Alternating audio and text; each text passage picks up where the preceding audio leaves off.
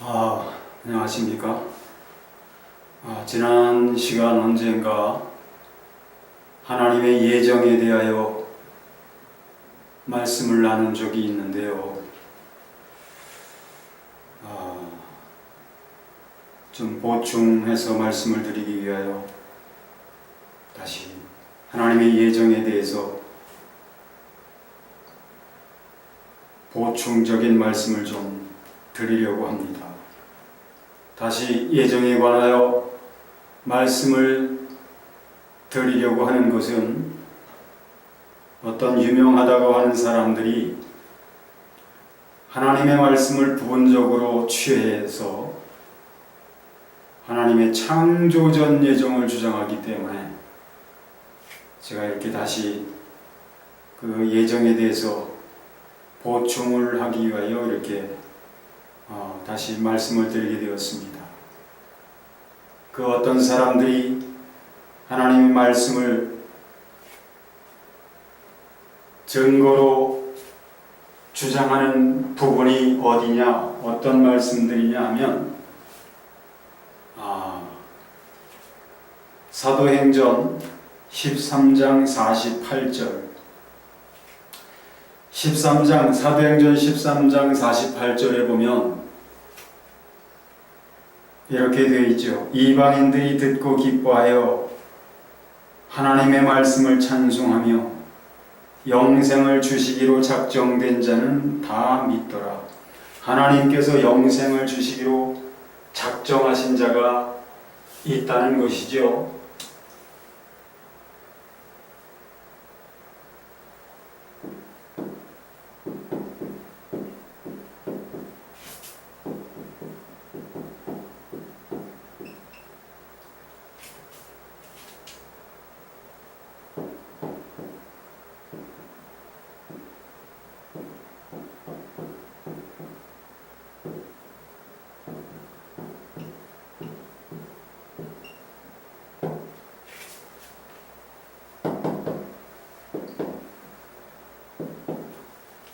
이 말씀을 근거로 하나님께서 영생을 주시기로 작정하신 자가 있고 그렇게 하나님에 의하여 작정된 자, 영생을 주시기로 작정된 자가 믿게 된다. 그래서 하나님께서 창조 전에 그렇게 작정하신 하나님의 그 작정에 의하여 믿도록 되어 있는 자, 영생을 얻도록 정해진 자, 그런 사람들이 예수를 믿게 되는 것이다. 이런 주장을 하는 것을 보았습니다. 영생을 주시기로 작정된 자, 하나님께서 영생을 주시기로 작정을 하셨죠. 그런데 그 작정된 자가 어떤 사람들이냐? 어떤 사람들은 하나님께서 창조 전부터 영생을 주시기로, 또 어떤 자들은 버리시기로 그렇게 작정하심에 의한 것이라 그런 주장을 계속하는 것이죠. 그런데 그런 주장이 얼마나 허무맹랑하고 하나님을 욕되게 하는 것인지를 참으로 그분들은 알지 못하는 것 같습니다. 하나님께서 영생을 주시기로 작정하셨죠. 그 말씀에 대해서는 다시 한번 설명을 드리겠습니다만 분명히 영생을 주시기로 작정을 하셨죠. 예수 그리스도 안에서. 자, 그런데 어떤 영생을 주시기로 작정된 어떤 특정한 사람들이 예수 그리스도를 믿고 그들이 구원을 얻게 된다고 주장하는, 그러면서 제시하는 이 말씀, 그분들은 이 말씀 하나 지금 똑 떼어가지고 지금 해석을 하는 것이죠. 이 똑 떼어낸 이 부분들을 원어를 가지고 풀어서 해석을 하는데요. 이 똑 떼어낸 부분을 원어로 아무리 원어를 가지고 풀어낸다고 하더라도 이런 부분을 똑 떼어서 풀어내면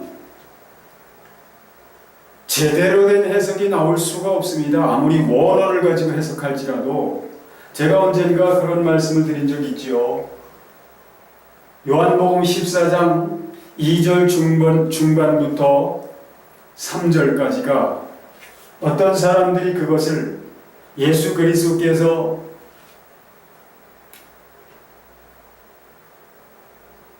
처소 예비하러 가셨다가 예비하시고 다시 데리러 오시겠다 하시는 예수님 재림 때 있을 것을 말씀하시는 것으로 사람들이 오해하고 있다.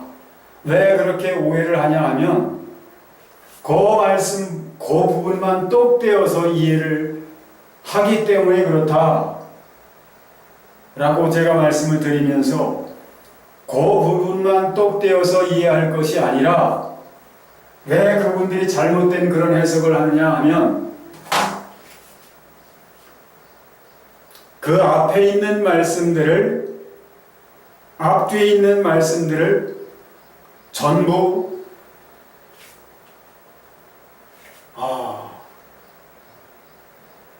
제외해버리고 그 부분만을 똑 떼어서 이해하기 때문에 그렇게 그런 해석을 하고 있는 것이다. 제가 말씀을 드린 적이 있죠. 너희는 마음에 근심하지 말라. 하나님을 믿으니 또 나를 믿으라.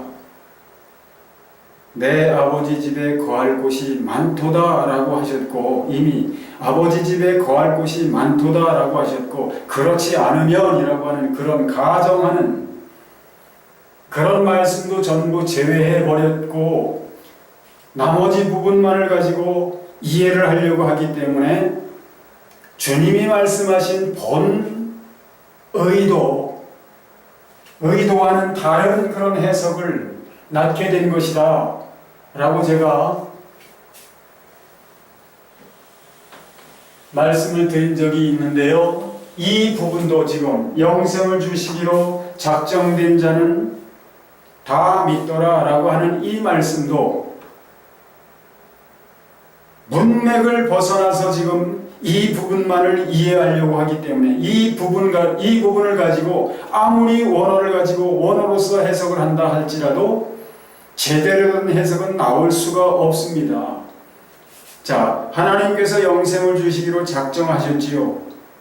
그런데 오늘 이 말씀이 어떤 의미인지를 우리는 거슬러 올라가서 자, 44절부터 좀 보겠습니다. 그 다음 안식일에는 온 시민이 거의 다 하나님의 말씀을 듣고자 하여 모이니 유대인들이 그 무리를 보고 시기가 가득하여 바울이 말한 것을 반박하고 비방하거늘 바울과 바나바가 담대히 말하여 이르되 하나님의 말씀을 마땅히 먼저 너희에게 전할 것이로되 너희는 누구죠? 여기서 말씀하는 너희 46절에서 말씀하시는 너희가 가리키는 대상은 누굽니까? 45절의 유대인들이죠. 45절의 유대인들, 바울이 말한 것을 반박하고 비방하는 그들을 가리키는 것이죠. 먼저 너희에게 전할 것이로되 너희가 그것을 버리고, 그리고 그 뒤에 뭐라고 되어 있습니까? 영생을 얻기에 합당하지 않은 자로 자처하기로 우리가 이방인에게로 향하노라 라고 말씀하고 있죠. 고린도전서를 좀 보겠습니다. 1장 18절과 21절을 좀 보겠습니다. 십자가의 도가 멸망하는 자들에게는 미련한 것이요 라고 되어 있죠. 구원을 얻는 우리에게는 하나님의 능력이라. 십자가의 도가 멸망하는 자들에게는 미련한 것이요 멸망을 받을 자들에게는 미련하게 여겨질 수밖에 없는 것이 십자가의 도라 말이죠. 왜냐하면 십자가라는 것은 극악무도한 죄인이 죽임을 당하는 사형기구가 십자가 아닙니까? 또 율법의 나무에 달린 자마다 저주 아래 있는 자라 그렇게 말씀하고 있지 않습니까? 그러니까 유대인들은 그 십자가에 달리신 예수 그리스도는 저주를 받은 자라, 저주를 받아서 그렇게 죽임을 당한 것이다 라고 그렇게 믿고 생각하고 있죠. 그들에게는. 그렇기 때문에 십자가의 도를 받아들일 수가 없는 것이죠. 믿을 수가 없는 것이죠. 믿어지지가 않는 것이죠. 그런데 또 20절에 봅니다. 고린도전서 1장 20절 21절 하나님의 지혜에 있어서는 이 세상이 자기의 지혜로 하나님을 알지 못하므로 하나님께서 전도에 미련한 것으로 믿는 자들을 구원하시기를 기뻐하셨도다. 어떤 자를 구원하시기를 기뻐하셨다고요? 전도에 미련한 것으로.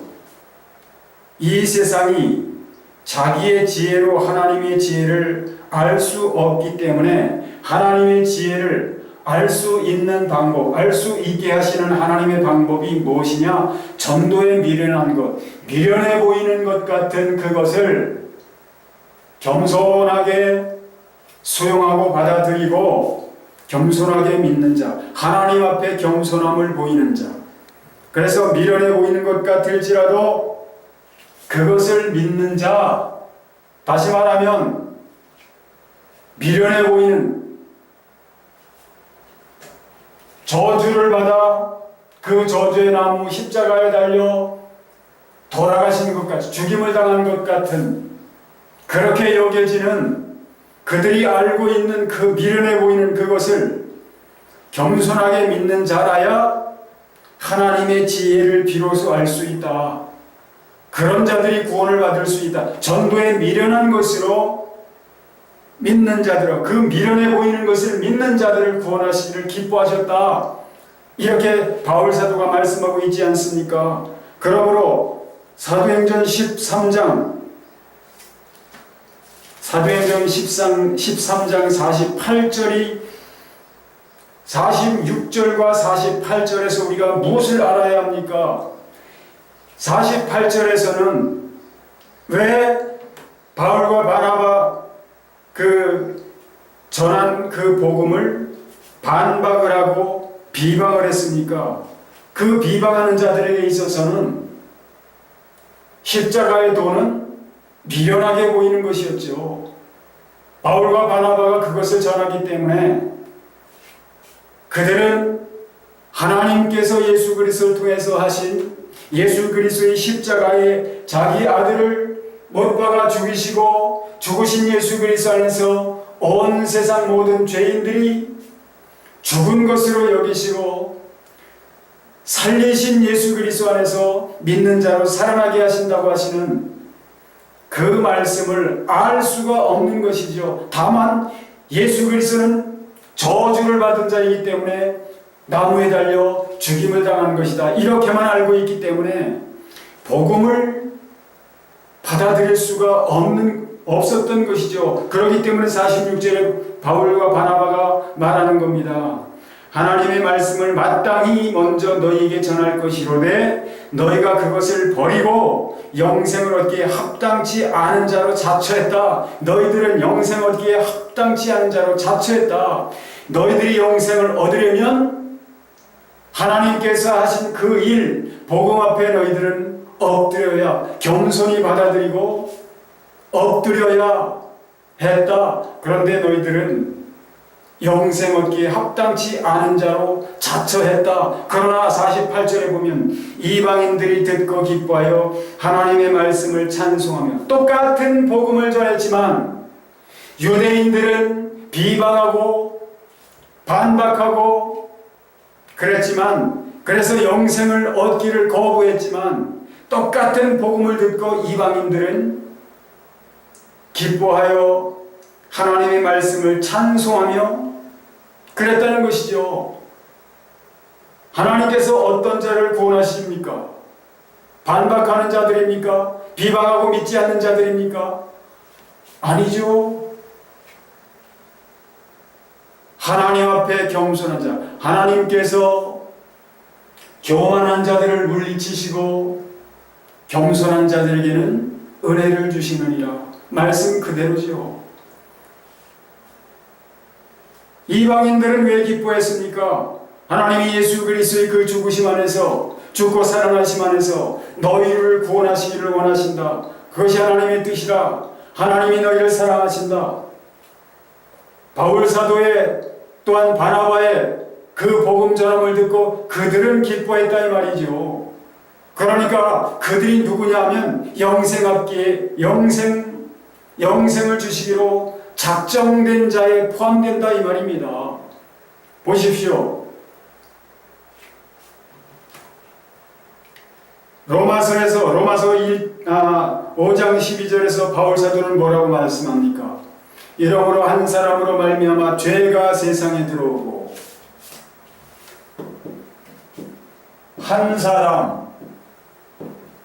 한 사람으로 말미암아 죄가 세상에 들어오고 죄로 말미암아 사망이 왔으니 이와 같이 모든 사람이 죄를 지었으므로 사망이 모든 사람에게 이르렀느니라.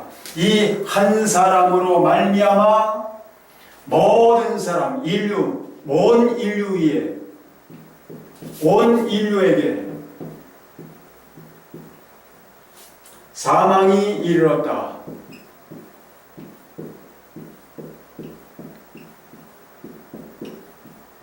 아담, 이 아담 한 사람으로 말미암아 온 인류가 사망을 당했다. 이런 말씀 아닙니까? 이 한 사람으로 말미암아. 그러나 하나님께서는 에덴 동산에서 아담에게 가죽옷을 지어 입히셨는데 그것이 뭐라고요? 하나님의 의를 입혀주신 것이었다.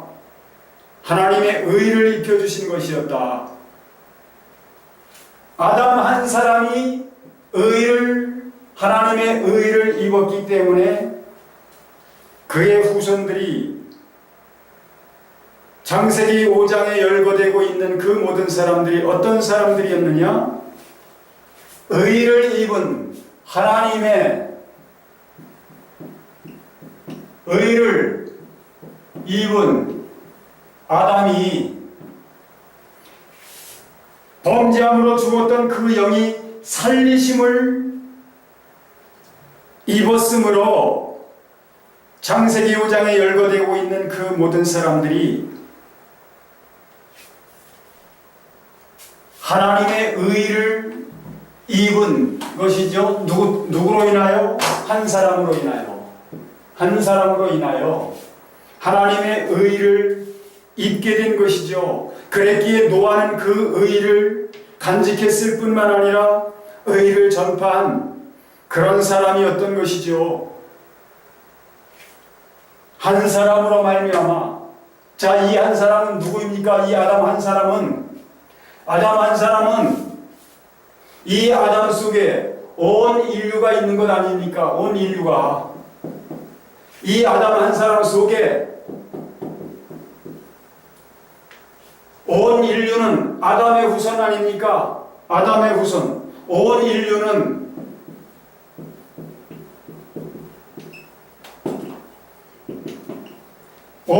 아담의 후손이고 온 인류는 아담 속에 있었습니다. 그러므로 하나님의 의를 이 하나님이 아담에게 의를 입혀주신 것은 무슨 의미입니까? 온 인류를 구원하시겠다는 하나님의 뜻이죠. 온 인류를 구원하시겠다는. 여기에 어떤 사람들이 제외됩니까? 하나님이 제외하셨습니까? 어떤 사람들, 아담에게서 나는 어떤 사람들은 하나님이 제외하셨습니까? 가인을 한번 볼까요? 어떤 사람들이 가인의 계열과 셋의 계열로 그렇게 구분을 해놓고 하나님이 처음부터 그렇게 가인의 계열 사람들, 가인의 후손들은 멸하시기로, 셋의 계열의 사람들을 구원하시기로 이렇게 정하셨다라고 주장을 하는데 그게 얼마나 무지한 주장들인지를 모르고 그런 주장들을 하고 있다 이 말이죠. 가인을 한번 보겠습니다. 창세기 4장을 한번 볼까요?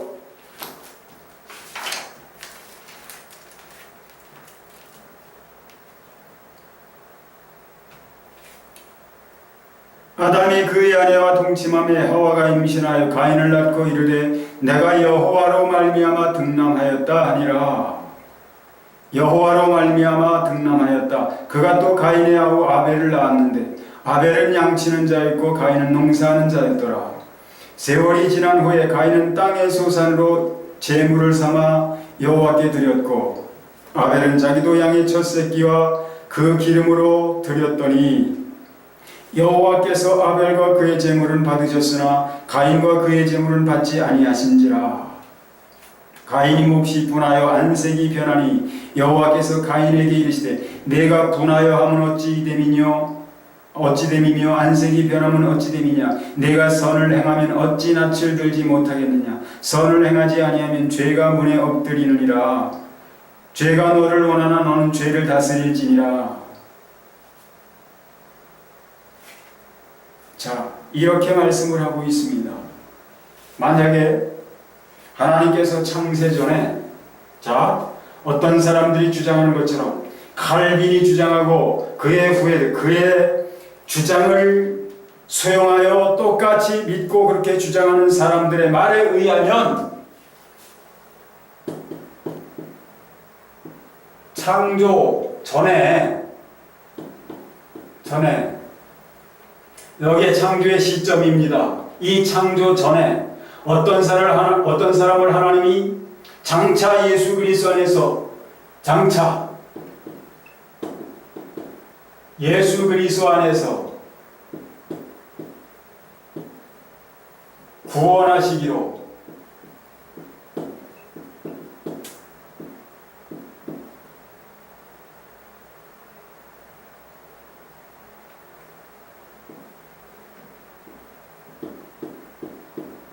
어떤 사람을 또 어떤 사람은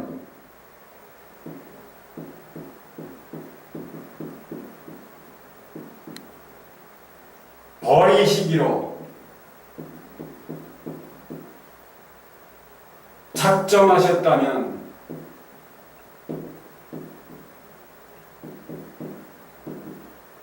이것이 하나님의 작정이라면 하나님이 그렇게 작정하셨다면 그러면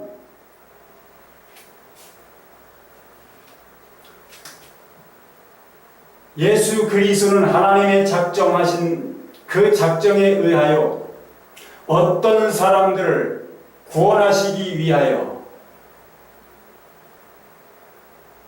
예수 그리스도는 오셔야만 하는 것이죠. 하나님의 계획이 그러시다면 하나님의 작정하신 것이 그러시다면 예수 그리스도는 오셔야만 되는 것이죠. 그리고 예수 그리스도는 왜 오시는 것입니까? 범죄하고 예수 그리스도의 오심은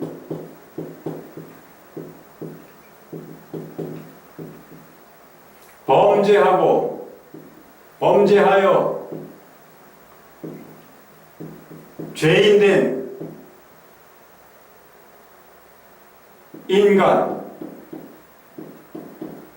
인간을 위해 오시는 것이죠. 위해서죠. 그러면 인간이 범죄하는 것도 하나님의 작정하심 안에, 계획하심 안에 포함된 것이죠. 아니라고 할 수가 없죠. 예수 그리스도가 오셔야 되는데 누구 때문에 오십니까? 범죄한 인간을 위해서 오시는 것이니까. 인간이 범죄하는 것도 하나님의 계획에 의한 것이었다. 이렇게 되는 것이죠. 그렇다면 인간이 범죄하는 것이 하나님의 계획하시고 하나님이 뜻하신 것이라면 하나님은 범죄하는 인간을 보시면서 그래 잘한다. 내가 계획한 것을 너희들이 이루어주는구나. 그래 잘한다. 그러셨어야 되지 않을까요? 가인에게 지금 뭐라고 말씀하십니까? 범죄하는 가인에게 내가 분하여 하면 어찌 됨이며 안색이 변하면 어찌 됨이냐. 또 내가 선을 행하면 어찌 낯을 들지 못하겠느냐. 선을 행하지 아니하면 죄가 문에 엎드리느니라. 자, 이것을 영어로 좀 읽어보겠습니다. If you do what is right, 내가 옳은 것을 행한다면 will you not be accepted? 받아들이지 않겠느냐? But if you do not do what is right, 그러나 내가 옳은 것을 하지 아니하면 sin is crouching at your door. 이렇게 말합니다. 자, 선이 뭐라고 합니까? 옳은 것이라고 합니다. 옳은 것, 옳은 것, 의입니다. 의. Right?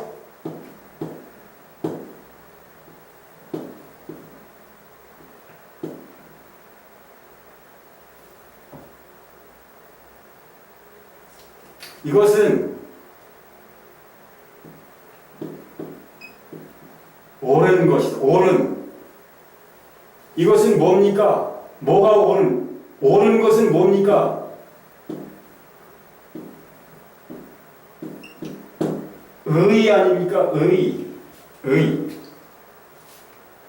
아벨이 행한 것은 의이고 가인이 행한 것은 의가 아니란 말입니다.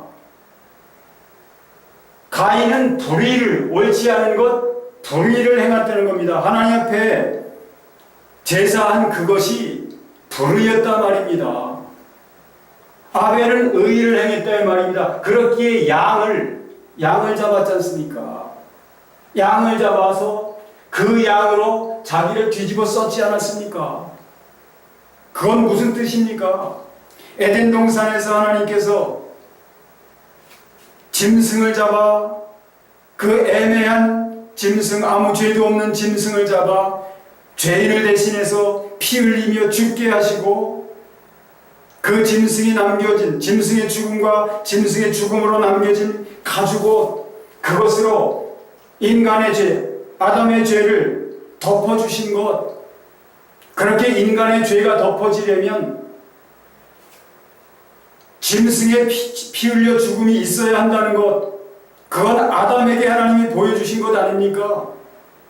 똑같은 형제이지만, 아벨과 가인이 똑같은 형제이지만 그 아버지 되는 아담으로부터 들었을 터이지만 우리는 죄인이기 때문에 피 흘림이 없은즉 사함이 없다. 히브리서에서 말씀하고 있지요. 왜 안 들었겠습니까? 왜 못 들었고 아담이 왜 안 가르쳐 줬겠습니까? 그러므로 아벨은 옳은 것을 행했다 이 말이죠. 의를 행했다는 말이죠. 그러나 가인은 들었을 테지만 들은 대로 하지 않고 자기의 생각대로,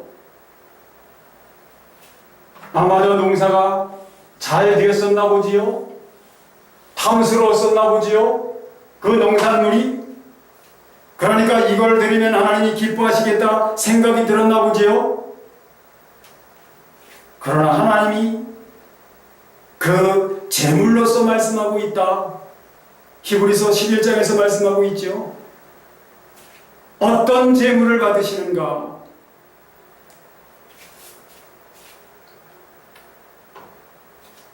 범죄한 가인, 하나님이 제사를 받지 않으시자 가인은 자기 동생을 죽였지 않습니까?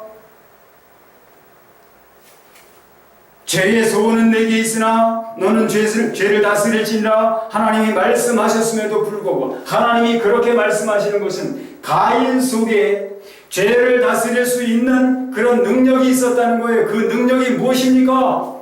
가인이 하나님과 대화를 하고 있잖아요. 그것이 무엇을 의미합니까? 가인의 영이 살아있다는 거예요. 아담에게 입혀주신 하나님의 의로 말미암아 가인에게도, 자기 동생을 죽인 가인에게조차도 그 안에 하나님의 영이 있었다는 거예요.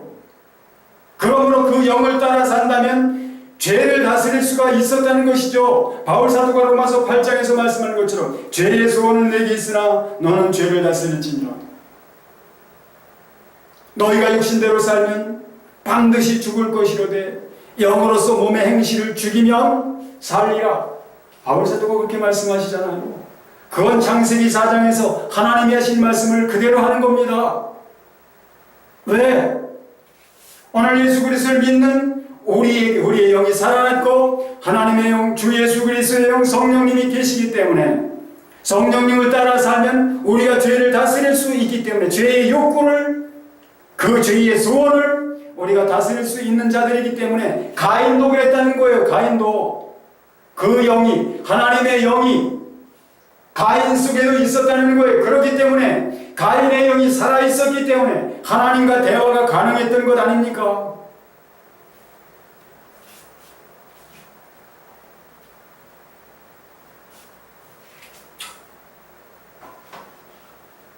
주제 밖으로 조금 흘렀는데요. 전혀 주제와 무관한 얘기는 아니었죠. 왜냐하면 하나님이 아담에게 하나님의 의를 입혀주신 것은 온 인류는 아담의 후손이고 이 아담의 후손인 온 인류는 아담 안에 있었기 때문에 아담에게 의를 입혀주신 것은 온 인류를 구원하시겠다는 하나님의 뜻인 거죠. 하나님의 뜻을 나타내신 것이죠. 계시하신 것이죠. 어떤 사람을 제외시키겠다 하시는 그런, 어떻게 아담 한 사람이, 아담 온 인류의 조상인 한 첫사람을 그렇게 의를 입혀주셨는데 어떻게 거기서 누가 제외될 수 있습니까? 어떻게 누가 제외되고 누구만 포함됩니까? 가인도 제외되지 않았다고요. 가인도. 다만 가인이 왜 하나님의 은혜로부터 멀어졌느냐? 영을 따라서 살 수 있었음에도 불구하고 죄의 소원은 내게 있으나 너는 죄를 다스릴지니라. 영으로서 얼마든지 그렇게 할 수 있었음에도 불구하고 가인은 그렇게 하지 않았다는 거예요. 그렇게 하지 않기 때문에, 그렇게 하려면 하나님이 강제로 그렇게 해주시는 것이 아니라 인간이, 가인이 자기의 자유의지를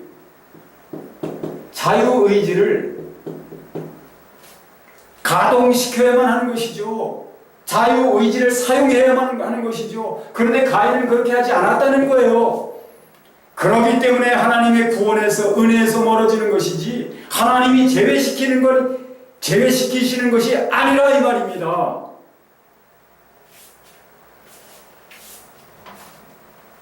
자, 또 다른 데를 좀 볼까요?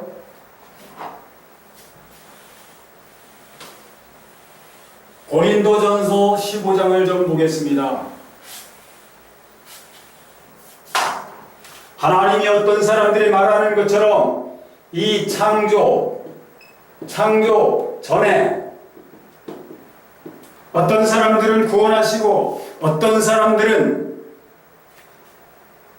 버리시기로 그렇게 정하셨다고 하는 그런 주장이 합당한지 합당치 않은지 사도행전 13장 48절은 이미 살펴보았습니다. 그 문맥을 떠나서 그 부분 13장 그 부분만 똑 떼어서 아무리 원어를 가지고 해석을 하더라도 올바른 해석이 나올 수 없다니까요. 왜 그들은 영생 얻기에 합당한 자인가? 왜 영생 얻기에 영생 얻기로 작정된 자인가? 어떤 자들이 영생 얻기에 합당한 자인가? 어떤 사람들은 영생 얻기에 합당치 않게 그렇게 자처를 했다고요.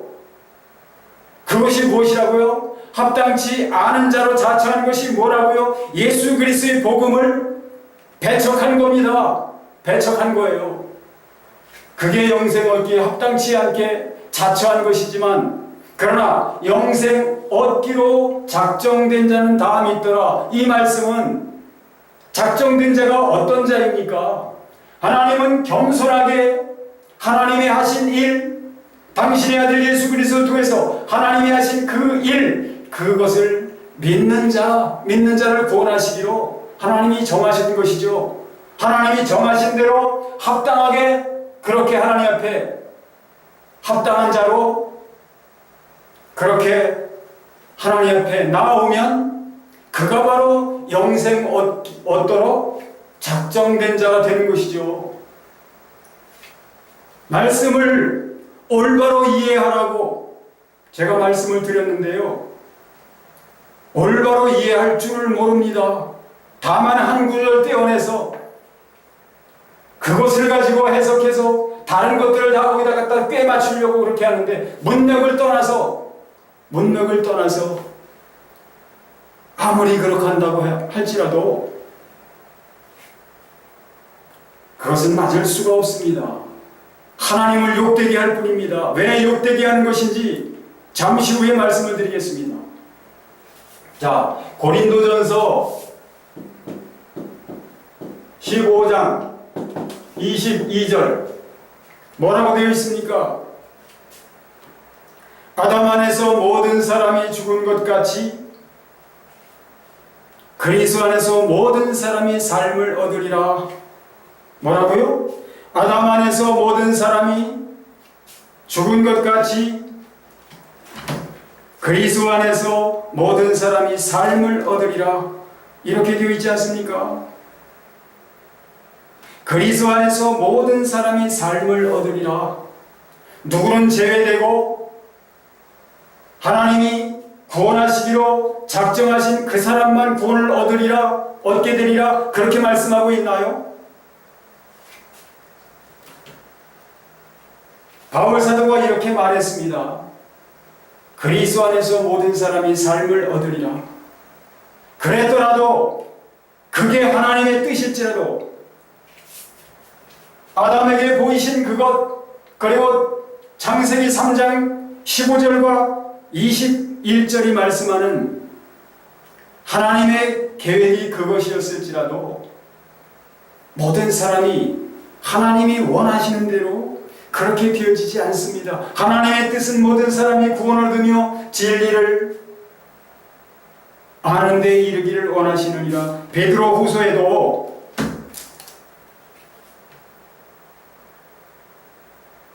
죄 약속은 어떤 이들이 더디다고 생각하는 것 같이 더딘 것이 아니라 오직 주께서는 너희를 대하여 오래 참으사 아무도 멸망치 않고 다 회개하기에 이르기를 원하시느니라. 이게 하나님의 뜻이에요. 이게 하나님의 뜻이라고요.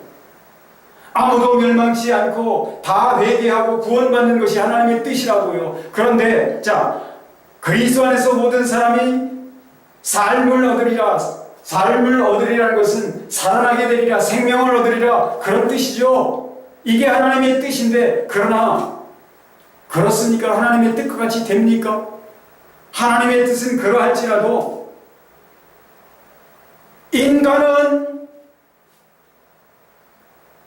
인간이 범죄하는 것도 하나님의 뜻이 아니었던 것처럼 하나님의 뜻은 인간이 범죄하지 않는 것이었지만 하나님의 뜻과는 관계없이 인간이 범죄한 것 아닙니까?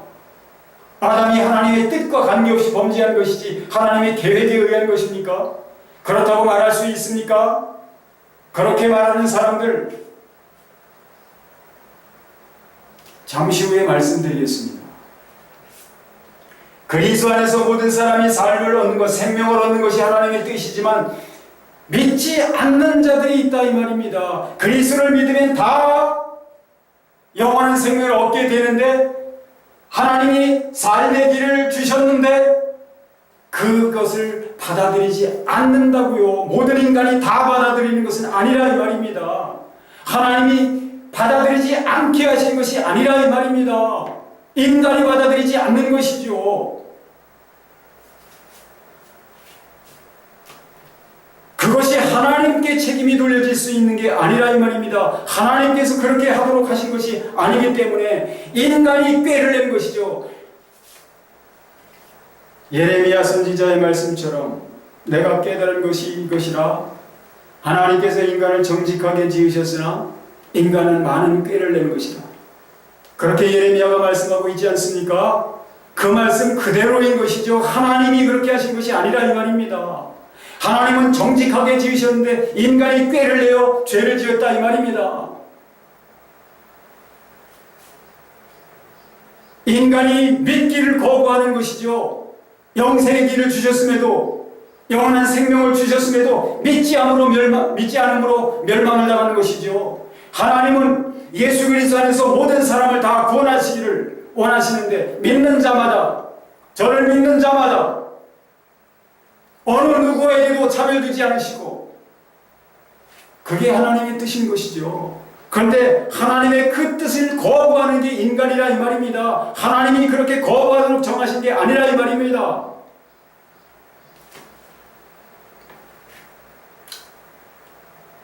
자, 하나님의 뜻이 무엇인지, 아담 안에서 모든 사람이 죽은 것 같이 그리스도 안에서 모든 사람이 삶을 얻으리라. 아담에게 의의 옷을 입혀주심으로 장차 모든 사람, 아담의 후손된 모든 사람들이 구원을 얻게 하실 것을 하나님이 미리 계시하고 계시지 않습니까? 여자의 후손을 말씀하시고 짐승의 가죽옷을 지어 입히시는 것으로서 그렇게 계시하지 않았습니까? 하나님이 창세기 3장 15절과 21절에서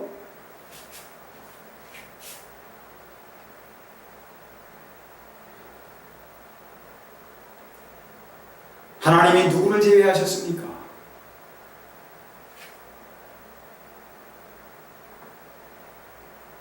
로마서 8장 어떤 사람들이 또 그렇게 하나님의 절대적인 예정을 주장하는 8장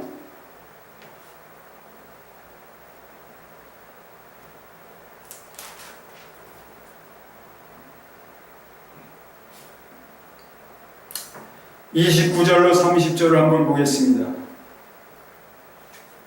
하나님이 미리 하신 자들을 또한 그 아들의 형상을 본받게 하기 위하여 미리 정하셨으니 이는 그로마는 형제 중에서 맏아들이 되게 하려 하심이니라. 또 미리 정하신 그들을 또한 부르시고 부르신 그들을 또한 의롭다 하시고 의롭다 하신 그들을 또한 영화롭게 하셨느니라. 미리 아신 자들이 있고 부르시기로 아신 자들이 있고 그 아신 자들을 부르셨고 부르신 자들을 의롭다 하셨고 의롭다 하신 그들을 영화롭게 하셨다. 이것이 하나님의 절대적인 주권에 의한 작정 예정에 의해서 그렇게 된 것이다 라고 주장합니다.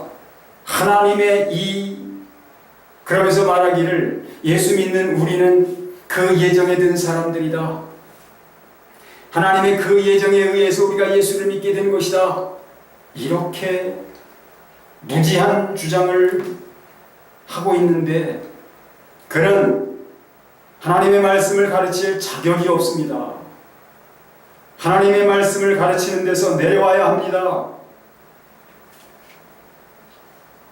이 말씀을 어디서부터 봐야 하느냐? 우리가 알거니와 하나님을 사랑하는 자 곧 그 뜻대로 부르심을 입은 자들에게는 모든 것이 합력하여 선을 이루느니라. 왜 이 말씀을 할까요?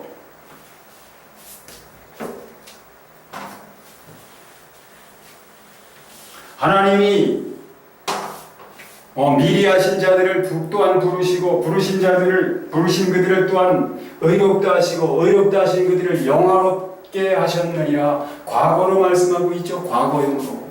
과거형으로.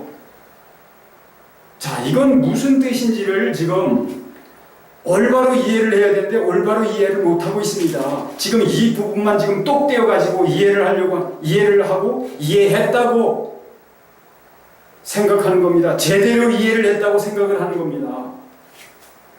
하나님께서 장세 전부터 그렇게 구원하시기로 미리 하신 그들을 부르시고 의롭다 하시고 영화롭게 하셨다. 이렇게 주장하는 것이죠. 그런데 28절부터 이해를 해야만 합니다. 28절부터 우리가 알거니와 하나님을 사랑하는 자 곧 그 뜻대로 부르심을 입은 자들에게는 모든 것이 합력하여 선을 이루느니라.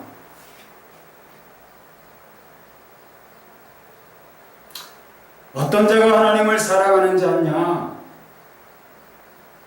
합력하여 모든 것에 합력하여 선을 이루는 자가 하나님을 사랑하는 자다. 바울 사도가 이 말씀을 하는 겁니다. 왜 이 말씀을 합니까?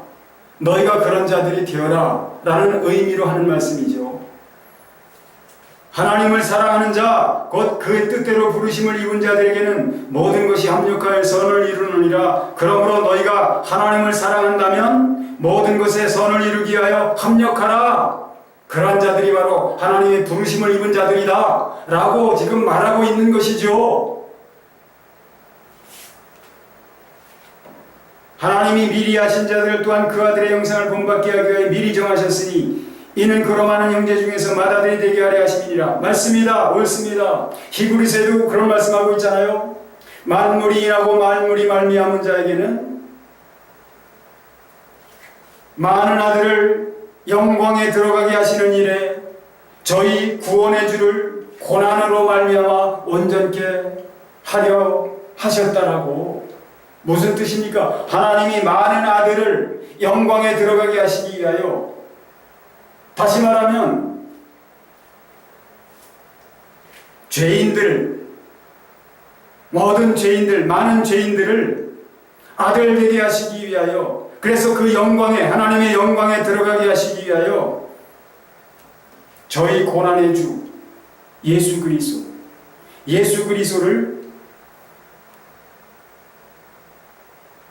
구원의 주 예수 그리스도를 고난받게 하는 방법으로 그렇게 하나님이 정하셨다, 이렇게 말씀하고 있잖아요. 그와 같이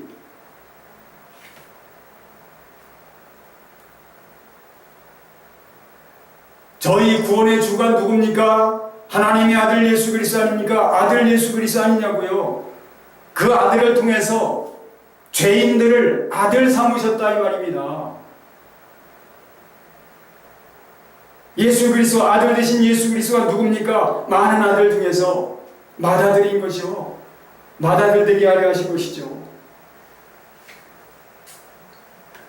바울 사도가 로마서 8장 29절과 30절에서 말씀하는 미리 아신 자들, 미리 정하신 자들이 누군가, 우리가 이 사실을, 이 대상들을 올바로 이해를 못하면 창조전에 하나님께서 어떤 자들을 정해놓으신 그 자들이라고 그렇게 주장할 수밖에 없겠죠. 그러나 미리 아신 자들은 누구냐? 바울사도는 로마서 1장에서 뭐라고 말씀합니까? 예수 그리스도의 종 바울은 사도로 부르심을 받아 하나님의 복음을 위하여 택정함을 입었으니 라고 말씀하지 않습니까? 또 다른 서신에서도 바울사도는 다른 서신, 거의 모든 서신에서도 뭐라고 말합니까? 봅시다. 하나님의 뜻을 따라 그리스도 예수의 사도로 부르심을 받은 바울이라고 자기를 그렇게 말하고 있지 않습니까? 하나님의 뜻을 따라 사도로 부르심을 입었다고. 내가 하나님의 뜻에 의하여 사도가 되었다. 나를 사도 되게 하신 것은 하나님이다. 하나님의 뜻에 의한 것이다. 그렇게 뜻이라는 건 뭡니까? 고린도후서에서도 하나님의 뜻으로 말미암아 그리스도 예수의 사도된 바울,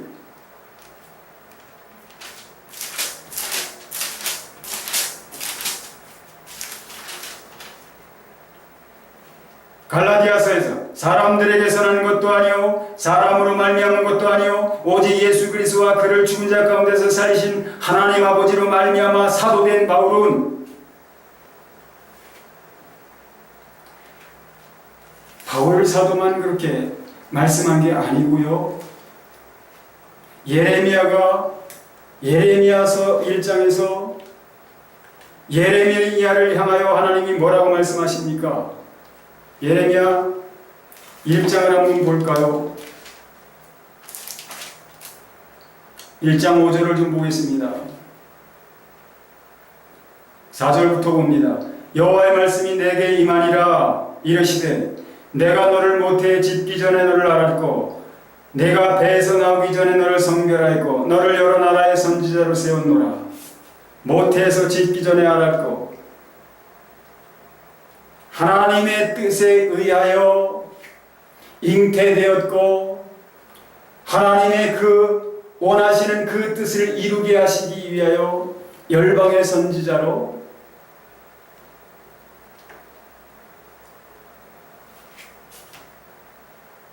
그렇게 정하심을 받았다는 것이죠. 바울 사도도 그렇다는 겁니다. 하나님 예수 그리스도의 복음을 전하게 예수 그리스도가 말씀하지 않습니까? 내가 내 복음을 전하기 위하여 택한 그릇이다. 바울 사도에게 그렇게 말씀하셨다고 하지 않습니까? 예수 그리스도가 말씀하셨다고 하지 않습니까? 자, 그러면 로마서 8장에 이 사람들, 미리 하신 자들, 그래서 부르시고 의롭다 하시고 영원롭다 하신 이 사람들은 누굽니까? 바울 사도처럼 복음의 일꾼으로 택하심을 받은 사람들, 바울 사도 자신을 포함한 주님의 종들, 일꾼들로 부르심을 받은 그 사람들, 하나님이 그렇게 쓰시기 위하여 미리 아신 사람들이라고 말하는 겁니다. 이 창조전에 구원하시기로 하나님에 의해 정해진 그 사람들이 아니고 예수 그리스도의 복음을 전하게 하시기 위하여 미리 하셨고 미리 하신 그들을 부르셨고 부르신 그들을 의롭다 하시고 의롭다 하신 그들을 영화롭게 하신 영화롭게 하신 그것이 무엇이라고 말씀합니까? 요한복음 17장을 볼까요? 요한복음 17장 1절에서 뭐라고 말씀합니까? 예수께서 이 말씀을 하시고 눈을 들어 하늘을 우러러 이르시되 아버지여 때가 이르렀사오니 아들을 영화롭게 하사 이게 뭘 가르칩니까? 아들이 영화롭게 되는 것이 무엇입니까?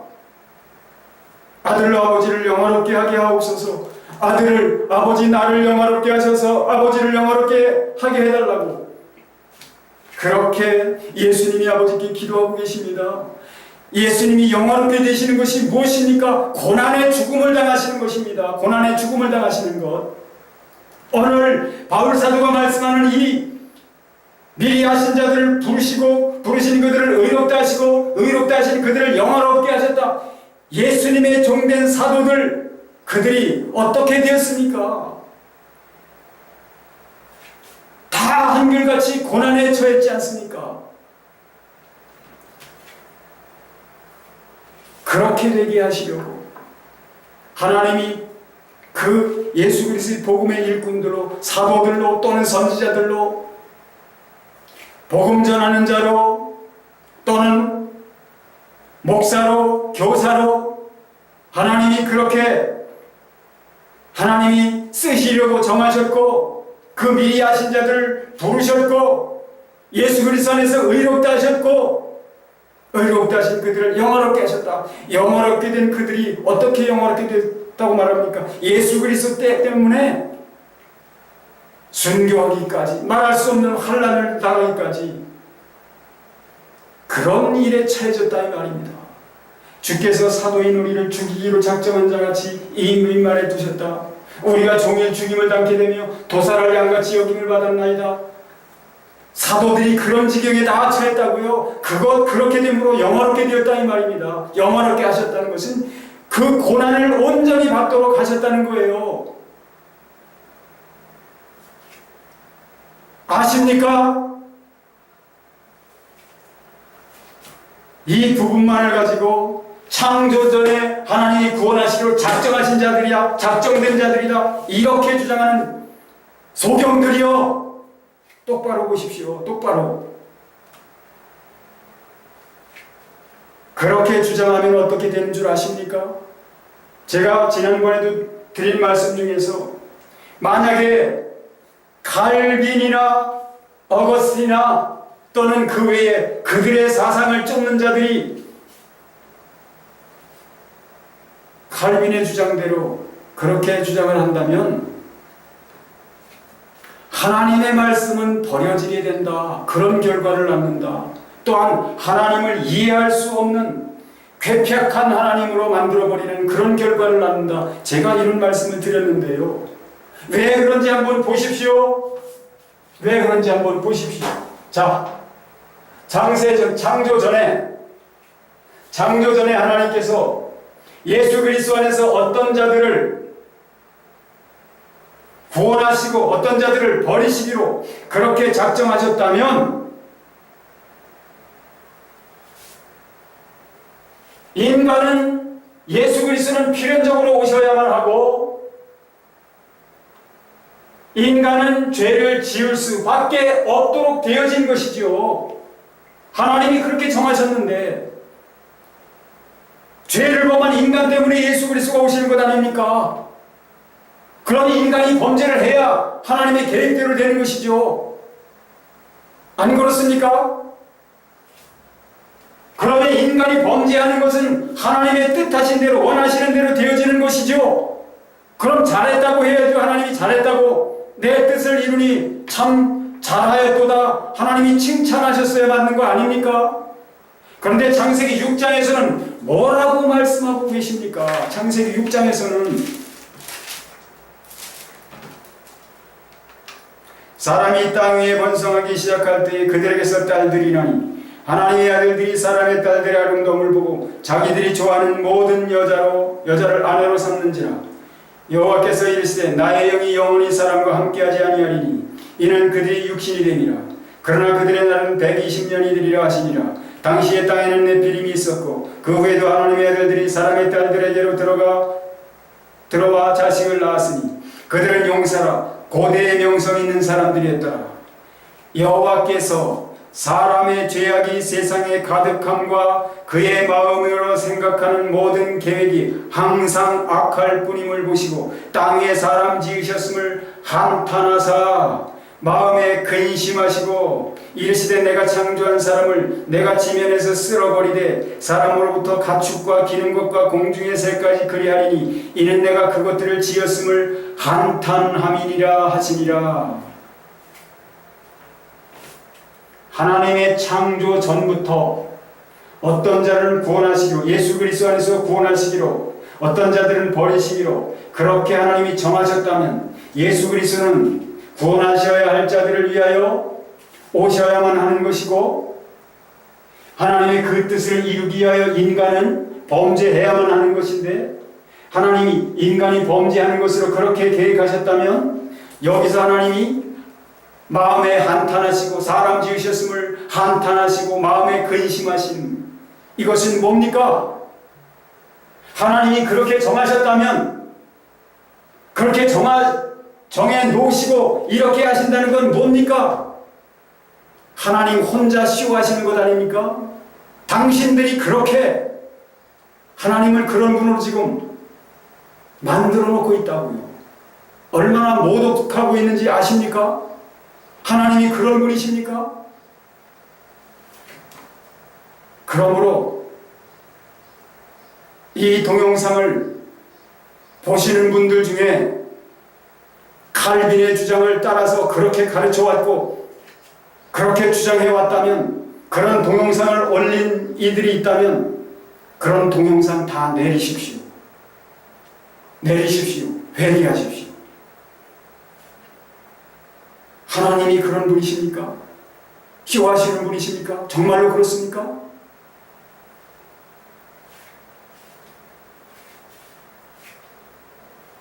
그래 놓고 하나님이 그래 놓으시고 하나님이 계획대로 범죄한 인간들을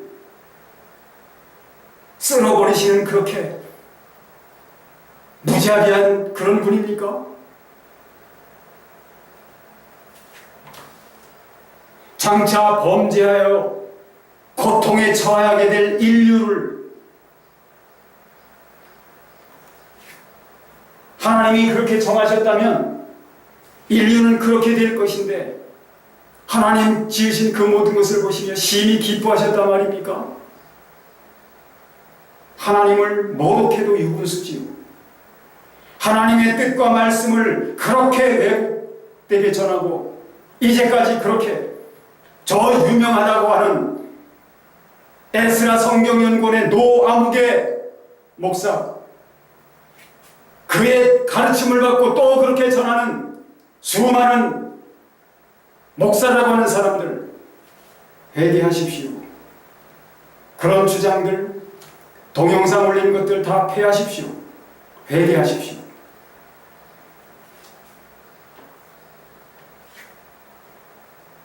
하나님의 정하신 것은 무엇입니까? 인간이 범죄하지 않고, 범죄한다는 것은 하나님의 의 중에는 들어있지도 않았었습니다. 인간이 범죄한다고 하는 것은 하나님의 의 중에 없었다고요. 그러면 이렇게 묻습니다. 그럼 하나님은 전지하신 하나님이 아닙니까? 하나님이 몰랐을까요? 이따위 소리들 하는 사람들, 그건 뭡니까? 하나님은 전지하신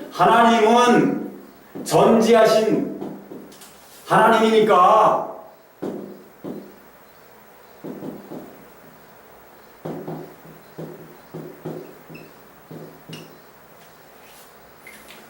모르셨을 리가 없다. 이건 뭐냐? 인간이 하나님은 이런 분이다, 하나님은 저런 분이다, 하나님을 어떻다고 정의해놓고 그 틀 안에 하나님을 가둬두려고 하는 겁니다. 아십니까? 하나님이 우리가 정의해놓은 그 틀 안에서만 움직여야 하십니까?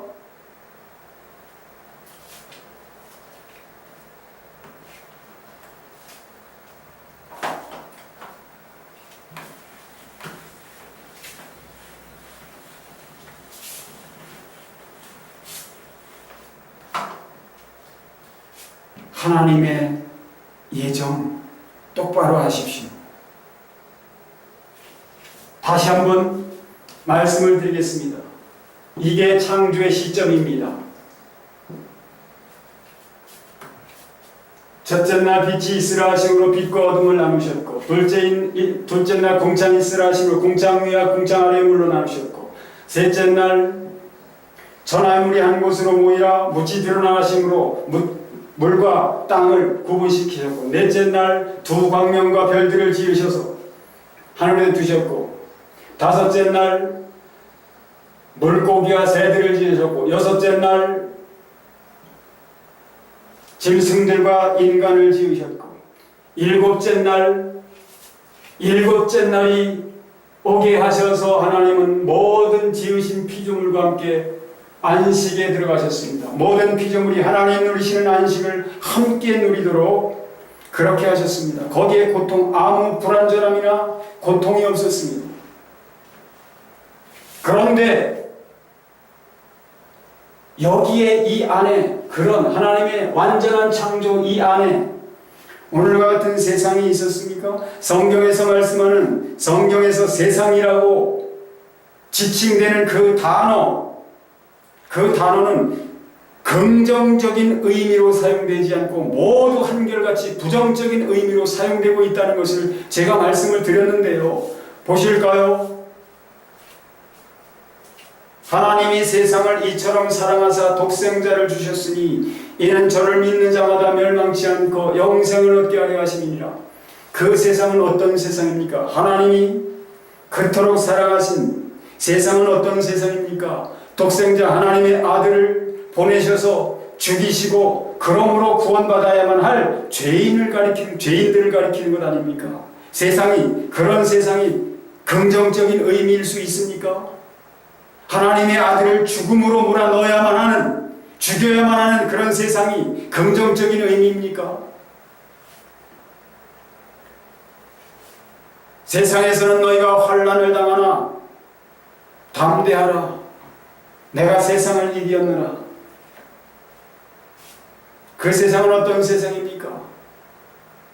제자들, 예수님을 죽일 뿐만 아니라 제자들을 또 환난에 처하게 하는 그런 세상이 긍정적인 의미입니까?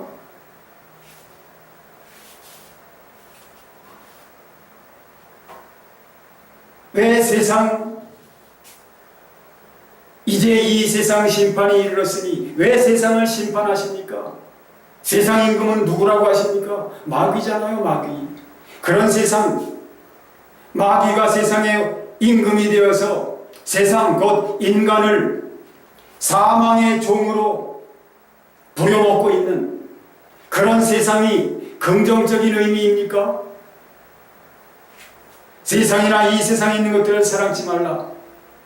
누구든지 이 세상을 사랑하면 하나님의 사랑이 그 속에 있지 아니하니는 이는 세상에 있는 모든 것이 육신의 정욕과 안목의 정욕과 이생의 자랑이니 다 하나님께로 쫓아온 것이 아니요 세상으로 쫓아온 것이라. 그 세상은 뭘 가리킵니까? 마귀를 가리키는 것이죠. 그러므로 그 속에 있는 것, 세상에 있는 것들을 사랑하면 하나님과 영원토록 분리될 수밖에 없는, 그것이 어떻게 긍정적인 의미라고 할 수 있습니까? 요한복음 17장에서 예수님이 거듭거듭 반복하시는 세상, 그 세상이 긍정적인 세상입니까? 그 세상에서 세상과 같을 수 없기 때문에 예수님은 그 세상에서 죽임을 당하셨고 그 세상을 떠나시는 것이고, 제자들도 이 세상에서 세상에 있지만 세상으로부터 고난을 당하게 될 그 제자들을 위하여 아버지께 호소하시는 것 아닙니까? 세상에서 보호해달라고. 그런 세상이 어떻게 긍정적인 세상입니까? 긍정적인 의미입니까? 하나님이 창조하신 이 안에 그런 세상이 있었습니까? 이 안에 일곱째 날까지의 이 안에 성경에서 말씀하는 세상은 없었습니다. 오늘날 우리가 살아가고 있는 이 세상, 죄인들로 가득한 이 세상은 없었다고요. 그 영역이 있었다 할지라도 그때는 세상이 아니었다 이 말입니다. 마귀가 지배하는 그런 영역이 아니었다 이 말입니다. 다만 죄인이 된, 범죄하여 죄인이 된 인간으로 살아가도록 허락하심으로 그 영역이 마귀의 수중에 넘어가게 되었고 어둠의 영역이 된 오늘의 세상인 것이죠. 언제부터 시작되었습니까? 여기입니까? 창조하실 때부터입니까? 이전부터입니까? 아담과 하와가 범죄한 것이 어디서입니까? 에덴 동산 안에서죠. 에덴 동산 안에서. 에덴 동산 안에서 범죄하고 에덴 동산 밖으로 쫓겨나게 된 것이죠. 에덴 동산 밖으로 나옴으로써 세상이 시작된 것이죠.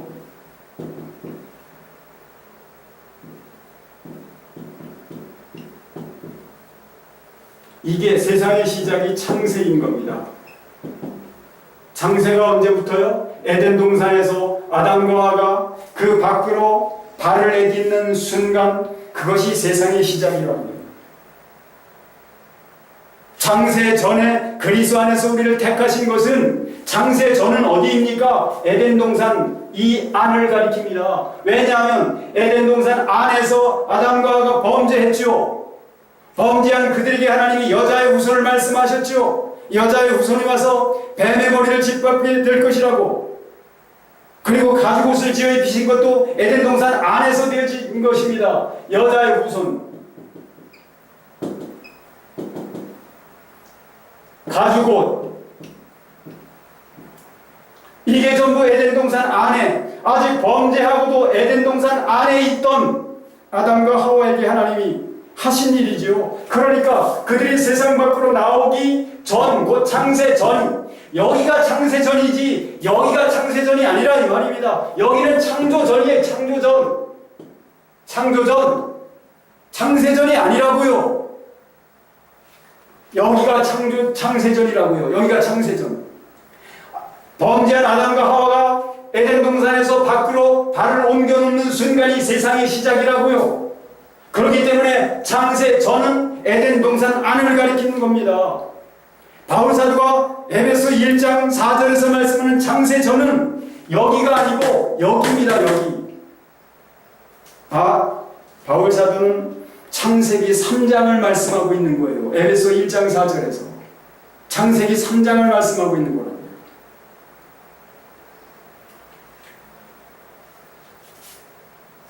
왜 창세전이 여기가 아니고 여기일까? 제가 잘 모르는 원어지만 원어를 써가면서 말씀드렸지 않습니까?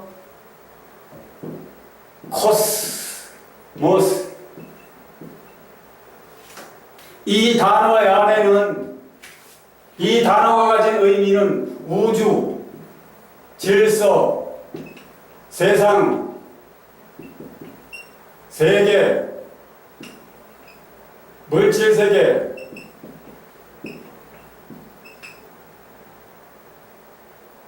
천하, 인류 전체,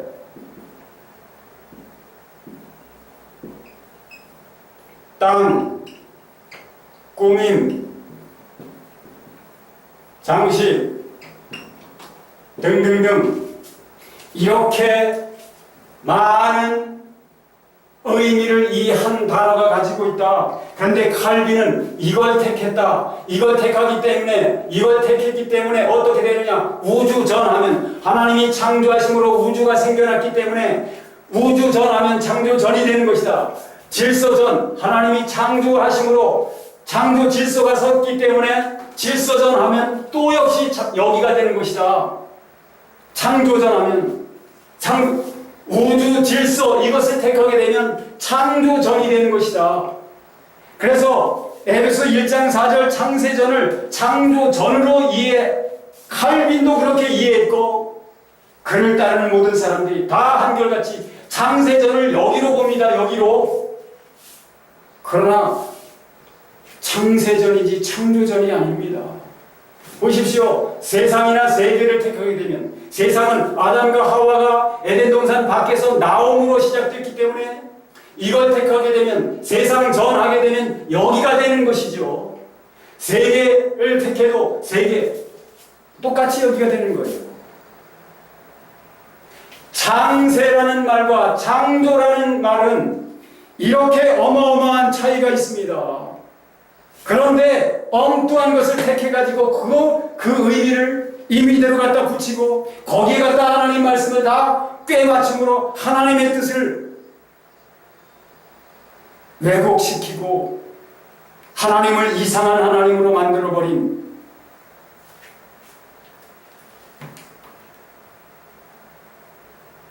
그런, 이제까지 그런 헛소리를 주장하여 사람들로 하여금 나는 창조 전부터 주님께서 예정하신 대로, 구원하시기로 예정하신 대로 내가 믿었으므로 나는 구원받았다. 내가 어떻게 살든 나는 구원받았으므로 안심이다라고 사람들로 하여금 그렇게 안심을 시키고 있다 이 말이죠. 너희가 피 흘리기까지 싸우지 않는다는 말씀을 보시지 않습니까? 우리가 피 흘리기까지 싸워야 한다는 것을 알지 못합니까? 예수 그리스도를 믿는 자라면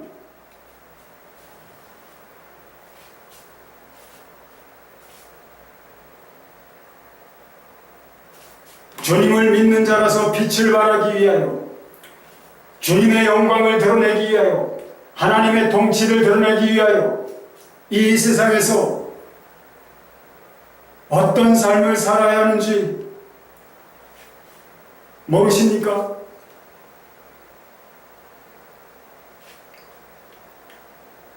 창조 전부터 어떤 자는 구원하시기로, 어떤 자는 버리시기로, 그렇게 주님께서 정하신 대로 지금 믿는 것이 주님의 정하신 바에 의해서 내가 믿는 것이고, 그래서 내가 구원받았다고 한다면,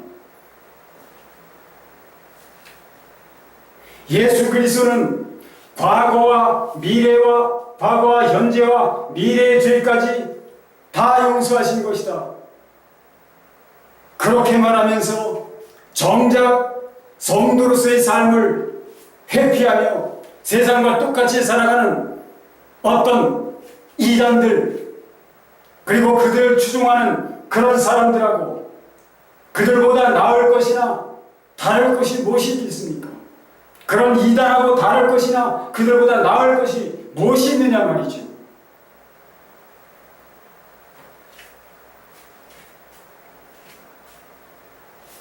그러므로 오늘 이 동영상을 보시고 정말로 깨달으셨다면, 눈이 열리셨다면, 이제까지 그렇게 가르쳐 오고 그런 동영상 올렸던 것 다 내리십시오. 그리고 성도들한테 사과하십시오. 내가 잘못 알고 잘못 가르쳤더라고 그렇게 고백하십시오. 그리고 어떻게 살아야 하는지 성도들로 지금 안심하고 정작 자기가 감당해야 할 그런 사명을 감당하지 못하고 자기의 분량대로 역사해야 할 성도의 사명을 감당하지 않는 그런 사람들, 자기의 분량대로 감당하면서 살 수 있도록 그렇게 가르치십시오. 주님 앞에 회개하십시오. 얼마나 많은 사람들이 구원받은 줄 알고, 그런 소리를 듣고 구원받은 줄 알고 안일하게 살다가 세상을 떠났겠습니까? 회개하십시오. 회개하시고 돌이켜 주님 말씀을 올바로 이해하시고 올바로 가르치시는 그러한 여러분들, 또한 올바로 가르치심을 받고 올바로 주님의 성도로서의 올바른 삶을 사시는 모든 분들 될 수 있기를 예수 그리스도 이름으로 축원합니다.